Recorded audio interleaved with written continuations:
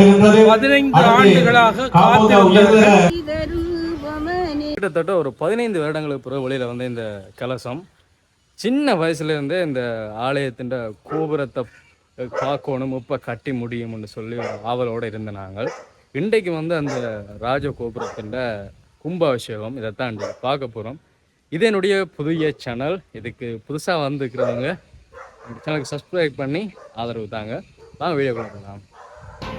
கோபுரத்தில் கும்ப தண்ணி வந்து இப்போ ஊற்றப்படுது.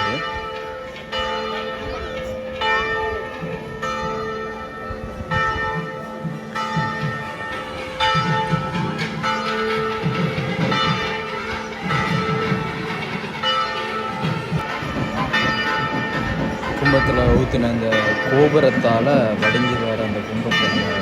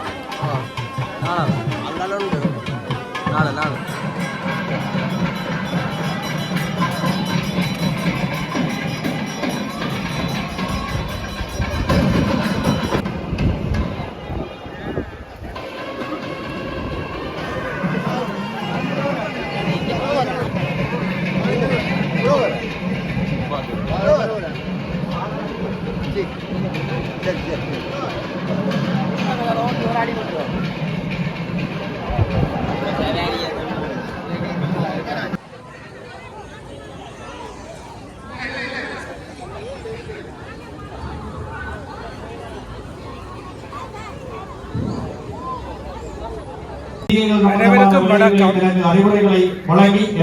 மகிமைமிக்க மாணிப்பாய் மருதடி விநாயகர் பெருமானுடைய சன்னிதானத்திலே தென்திசை வாசல் ராஜ கோபுரம் கம்பீரமாக கட்டப்பட்டு இந்த சாலையிலே சிறப்பாக கும்பாபிஷேகம் இந்த தென்திசை ராஜகோபுரத்தினுடைய அடிப்பாகம் ஏற்கனவே கருங்கல்லாலே கட்டப்பட்டு 15 ஆண்டுகளாக காத்திருந்தார்கள். இப்பொழுதுதான் கைகூடி இருக்கின்றது. அழகான ராஜகோபுரம் இந்திய சிற்பக்கலைஞர் கலியபெருமாள் புருஷோத்தமனுடைய கைவண்ணத்திலே அழகாக கட்டப்பட்டிருக்கிறது. 7 வாசல்கள் கொண்ட இந்த புதிய ராஜகோபுரம் விநாயகர் பெருமானுடைய தென்திசையை அழகுபடுத்தி இந்த ஆலயம் மூலஸ்தானம் அனைத்தும் கருங்கல்லால் கட்டப்பட்டிருக்கிறது. இந்த கருங்கல் திருப்பணி 25 ஆண்டுகளுக்கு ஆரம்பிக்கப்பட்டது. 14 ஆண்டுகளாக அந்த கருங்கல் திருப்பணிகளும் ஆலய திருப்பணிகளும் நடைபெற்றது. காலமென்ற உதய சூரியன் என்கின்ற இந்த ஆலயத்தினுடைய தர்மாத்ரா சபை தலைவர் இந்த கருங்கற் கோயிலை கற்பனையாக கொண்டு உருவாக்கி இந்த கோபுரம் கட்டுவதற்கும் அடித்தளத்தை அமைத்து வைத்தார்கள். அவர்கள் ஏற்கனவே செப்பு கலசங்கள் எல்லாம் செய்து சுமார் 15 வருஷம் கோயிலுக்குள்ளே இந்த செப்பு கலசங்கள் கோபுரத்துக்காக காத்திருந்தது. இன்றைக்குத்தான் அந்த கனவு நனவாகி எல்லாமே விநாயகர் பெருமானுடைய திருவருள். இப்பொழுது மருதடி பிள்ளையார் கோயில் இயற்கை அழகு, முன்னாலே வயல்கள் விளைந்த நிலையிலும் இங்கே தண்ணீர் நிறைந்திருக்கிற நிலையிலும் அழகாக இருக்கிறது. ஒரு கல்விக்கூடம் ஆலயத்தினுடைய திசையிலே, அதாவது ஆலயத்தினுடைய மேற்கு திசையிலே அமைத்திருக்கிறார்கள். இப்பொழுது இந்த ஆலயத்தினுடைய தெற்கு திசையிலே அந்த கல்விக்கூடம் அமைத்திருக்கிறார்கள். மேற்கு திசையிலே இந்த ராஜகோபுரத்தை அமைத்திருக்கிறார்கள். இனி வடக்கு திசை, எல்லா திசைகளிலும் சிறிய கோபுரங்கள் இருக்கிறது. இந்த கோயிலுக்கு ஒரு குறையும் இல்லை. இனி இந்த கோயிலுடைய தீர்த்த தடாகம், அதாவது ஏற்கனவே பழுதடைந்த தீர்த்த தடாகம் மூடப்பட்டு விட்டது. புதிய தீர்த்த தடாகம் உருவாக்குகின்ற பணியும் இன்றைக்கு அமைக்கப்பட்ட கோபுரத்துக்கு முன்னாலே மண்டபம் அமைக்கின்ற பணியும் காத்திருக்கிறது.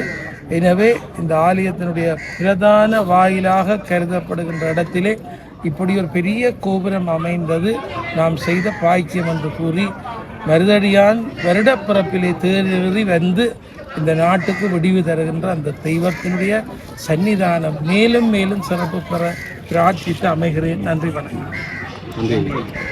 மணிமுடி போல் விளங்குவது யாழ்ப்பாணம். அந்த யாழ்ப்பாணத்தில் சிறந்து விளங்குவது மானிப்பாய். அந்த மானிப்பாயில் எங்களுடைய குரு தெய்வம், மாதா பிதா குரு தெய்வம் எல்லாவற்றிலும் நாங்கள் போற்றி வணங்குவது மருதடி விநாயகர். எந்த விழாவென்றாலும் எந்த வைபவம் என்றாலும் அவரை வணங்கித்தான் நாங்கள் செய்வோம். சித்தி விநாயகனே எங்கள் தீர்க்கும் வேலவனே, முக்தி தருபவனே, வினைகள் போக்குவனே, சித்தி விநாயகனே உந்தன் செஞ்சமர மலரை சரணடைந்தேன். இந்த மானிப்பாய் பதியின் சூழலே நவாலி என்ற கிராமம் உண்டு. அந்த கிராமத்திலே சோமசுந்தர புலவர் என்பவர் இந்த மருதடி விநாயகரை பற்றி நிறைய பாடியிருக்கின்றார். அவருடைய புகழ் மேலும் மேலும் விளங்க வேண்டும் என்று கூறி விடைபெறுகிறேன். இந்த கோபுரத்தை பற்றி அம்மா சொல்லுங்க. இது கோபுர அமைப்பை இன்னும் எங்களுக்கு கோபுரம் வந்து மறுபக்கம் இருந்தமையினாலே அங்கு மறு சமயம் வேத சமயத்தினுடைய ஆஸ்பத்திரி இருந்தது. அதால் அந்த சமயத்தில் இருந்து எங்களுடைய மக்கள் ஒரு விருப்பமின்மையால் இருந்த வழியாலோ என்னவோ தெரியல, அந்த கோபுரம் இங்கே மற்ற பக்கம் திரும்பியதுன்றது தான் அது இந்த வைத்திய வரலாறு. அதால் தான் இப்போ இந்த முறை இப்படி கோபுரங்களை வைத்திருக்கிறார்கள் என்று சொல்லுகிறேன். இதை பற்றி ராஜ